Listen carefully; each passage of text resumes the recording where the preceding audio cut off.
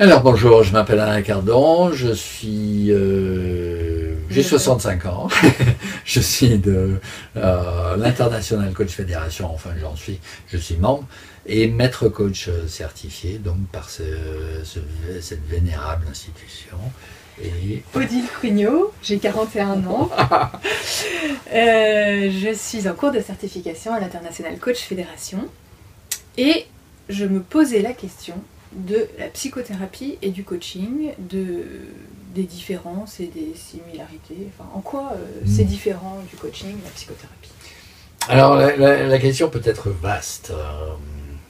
C'est-à-dire qu'une des premières façons d'aborder, c'est j'entends pas mal de thérapeutes dire que le coaching et la thérapie apportent les mêmes choses. Les mêmes choses? Oui. Et souvent, c'est des thérapeutes qui se disent coach. Ah, d'accord. Autrement dit, quand un thérapeute veut se positionner sur le marché du coaching, il considère qu'il est déjà formé. Comme s'il y avait une forme d'équivalence. D'accord. Or, si on disait, ok, il y a une forme d'équivalence, donc le coaching c'est la même chose que la thérapie, donc tous les coachs sont thérapeutes, là les thérapeutes vont dire non, c'est pas pareil. Autrement dit, il y a une vision que le coaching est un genre de sous-produit qui pourrait s'insérer dans la thérapie, mais pas le contraire. Il y a comme une position disqualifiante du coaching par le monde de la thérapie, sachant que la plupart des personnes qui ont cette position ne sont pas vraiment formées au coaching, n'ont pas passé d'examen de l'International Coach Fédération, se sont auto-certifiés, ou ont été dans des écoles où les formateurs se sont auto-certifiés. Okay. Donc ça revient à peu près au même. Alors ce qu'il faut voir, si on est de l'International Coach Fédération, et c'est la plus grande association internationale qui semble poser au niveau international ce qu'est le coaching aujourd'hui, il y a plus de 20-25 000 adhérents dans le monde et dans 90 pays et j'en passe, c'est que si on vient passer un examen avec une posture de thérapeute, on va le louper parce que le coaching, c'est pas de la thérapie. Si on vient passer un examen avec une posture d'expert ou de consultant, on va le louper. Et je vais même plus loin, c'est-à-dire que si c'est même pas de la thérapie, mais on va dire de la PNL, qui quelquefois ne dit pas qu'elle est thérapeutique, ou l'analyse transactionnelle. Pour l'International Coach Fédération, c'est pas du tout la même chose. Le coaching, c'est autre chose. Donc, ça, c'est déjà une chose. Donc, moi, je dirais, si on veut vraiment savoir ce que c'est la différence entre la thérapie et le coaching, il ne faut pas tout mélanger. Il faut dire que c'est deux domaines totalement différents. Il y a des écoles, à mon avis, et des personnes qui font un savant mélange en disant vous voulez devenir coach, vous voulez venir dans notre école de coaching, il faut d'abord faire votre thérapie. Ah. Yeah. Ah oui. Donc ça crée confusion. Alors connaissant ce que c'est que la thérapie, j'ai longtemps été en thérapie en tant que client, je n'ai jamais entendu d'organisation dans le monde qui posait comme prérequis pour entrer dans l'organisation qu'il fallait faire sa thérapie. Je trouve que c'est un abus de pouvoir. On ne prescrit pas de la thérapie pour un but ultérieur. Tu veux être embauché chez nous, tu fais ta thérapie. Tu veux m'épouser, tu fais ta thérapie. Tu veux rentrer dans mon école, tu fais ta thérapie. Ça a l'air un tantinet abusif. C'est d'ailleurs, si j'étais thérapeute, antithérapeutique que quelqu'un vienne faire sa thérapie pour rentrer dans une école. C'est antithérapeutique. Donc ça, c'est déjà pour parler des confusions sur le marché.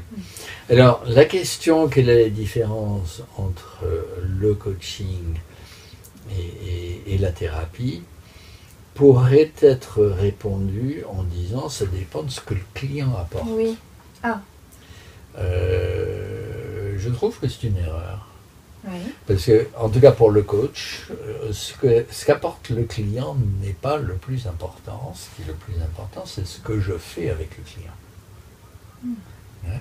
Donc si avec ce client, je me comporte en coach et je l'accompagne en tant que coach, il n'y a pas de sujet qui soit hors coaching, puisque je vais accompagner n'importe quel sujet en coaching. Le coach n'accompagne pas le sujet, il accompagne les personnes. Enfin, le sujet, c'est la personne.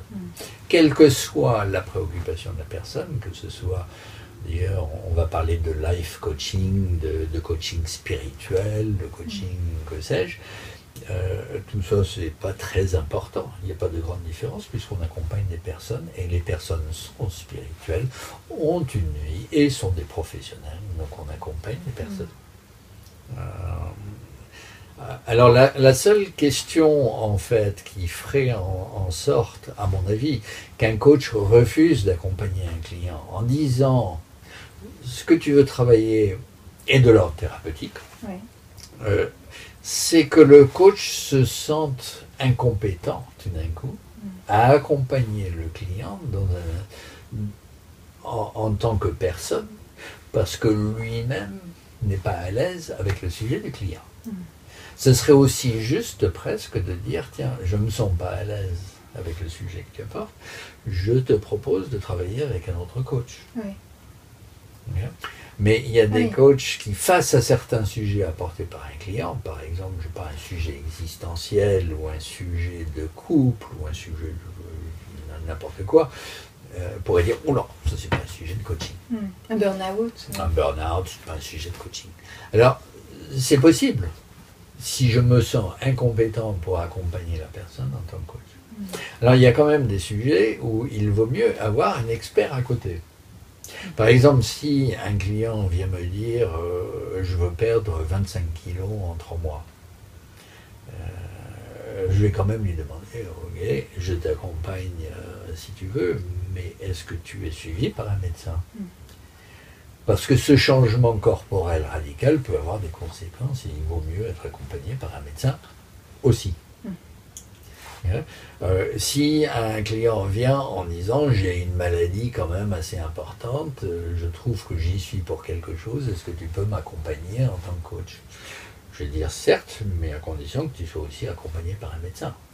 Parce que dans psychosomatique, il y a quand même somatique, c'est pas tout psycho. Il y a, on pourrait dire somatopsychique. Et il vaut mieux avoir au niveau déontologique, éthique, que le client soit accompagné par l'expert dans le domaine concerné et je peux l'accompagner en tant que coach. Et pour moi, un thérapeute est un expert dans un domaine concerné. Autrement dit, un thérapeute va avoir une certaine approche en regardant le client d'une certaine façon. En tant que coach, je vais accompagner le client d'une autre façon. Directement, centré solution, avenir, etc. etc. C'est toute une autre approche. Alors j'entends beaucoup de thérapeutes dire, mais on fait ça aussi. Ben, nous, on ne fait pas de la thérapie aussi. Les coachs ne font pas de la thérapie aussi. Ils emmènent directement le client vers les solutions. Ça peut durer 1 ou 2 sessions, ou 3 ou 4. Ça peut être très très rapide. Parce qu'on ne fait pas de la thérapie aussi. C'est très différent. C'est pour ça que le coaching est différent. Merci Alain.